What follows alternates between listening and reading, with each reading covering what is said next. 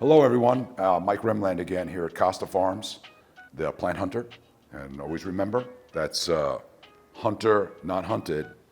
The one I'm holding in my hand is one of the newer ones. It's been released here for probably, I don't know, six or eight months maybe at the most. Larger scale in the last few months. Interesting plant. Name of it is Monstera. Most people know it as Monstera Peru. We call it Monstera Green Galaxy, and again, as I've mentioned in previous ones, we named it with a common name, Green Galaxy, a long time ago, before there was ever really anybody that identified the plant as being Monstera Peru as the common name. And actually, the species, there's a lot of debate about this, and we don't get that deep into the debate, but the species is supposed to be karstenianum. Karstenianum. And as most people know, my Latin is not great, but I think I got that right, karstenianum. SP for species, Peru, which means it came from Peru. And there are some little bit differences in some of this species of this genus that we have actually seen. Some that are a little more pointed, a little more rounded, but the one we're working on is, we're staying with the same one because they're not much of a difference. As you always know, that I always talk about a tagline on every variety that we're developing. This one might have a couple taglines. First one would probably be, this is an incredible indoor plant. I mean, you're gonna really have to try to kill this thing. I mean, you can underwater it, you can overwater it to some degree. Again, you can't flood it, you can't stick your feet in a bathtub for a day. Expect it not to rot the roots, but it really holds up well. And light levels wise, this might be the first one that I'll go from the east or west window. No curtains or drapes, no big oak tree outside.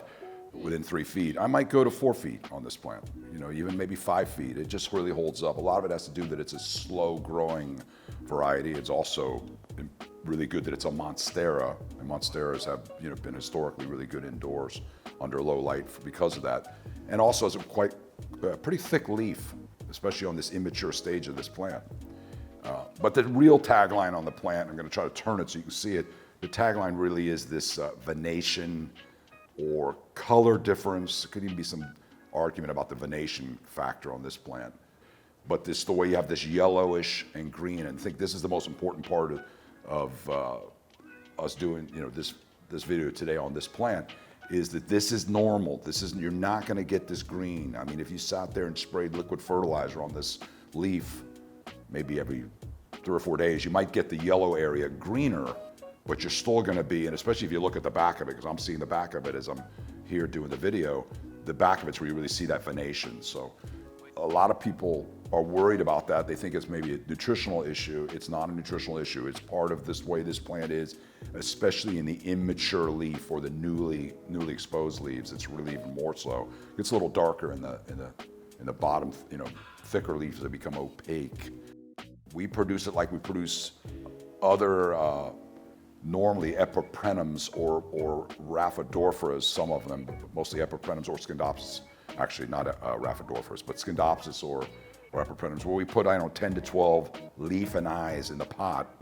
And we use a leaf and eye on purpose because we can spread them out farther. And when they send up their first new shoot, the shoots are more compact, so the plant stays more round. It clearly is a vining plant, like virtually all Scindapsus and all Epipremnums are vining in nature. And of course, you can do that. You can put them on a totem pole, as we call it in the industry, or a trellis or some kind of wood, and they will grow up on top of it. It will mature at some point and actually start to have fenestration on it, but it's going to be much higher up, and we're not selling it for that look. We're selling it again for that coloration look, and also the puckering that occurs on the leaf is kind of cool. History on the plant, I originally found in Asia. Interesting enough, is it's another one of those plants where people probably are questioning, like, you found in Asia, but it's from South America, and obviously Monstera Peru. It just happens to have worked out that I found it there. It's a long time ago, and it was actually in a period of time where I was not traveling in South America, so I might have found it in South America if I had been looking, but I wasn't looking there at all. It's a slow growing plant, so it took us a long time, about five years to build the stock on it. It's not easy to root. A lot of plants will tell you, hey, if you want to make your own, you can make some with cuttings. This one's very difficult to do a cutting of. It's been our biggest challenge in the reproduction process, is the cuttings take a long time to to root. Quite a bit of the cuttings don't root. Now, when you're seeing this plant in the store, one of the things that we want to make you aware of, you will, when we put 10 to 12 leaf and eyes in the pot, you might find here and there 1 or 2 that aren't rooted. It's not that we shipped it early. We're not trying to ship plants early. We ship them always really kind of root bound. We want it to be strong and stable. But there's always seems to be like maybe 1 or 2 that are slow to root or don't root at all. So it's just part of the nature of this plant. We've tried all kinds of things to get them all to root evenly, but they just don't all root evenly. So you see 1 or 2 of those, pull it out of the pot, and put it in something else. You can put it in some water and it might root for you. So, don't think that we're trying to ship it early. This is actually about a perfect size plant we're trying to ship. So again, great indoor plant. Man, this is definitely one for the beginner.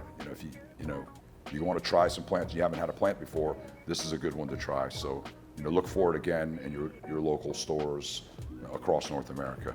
And thank you so much and take care.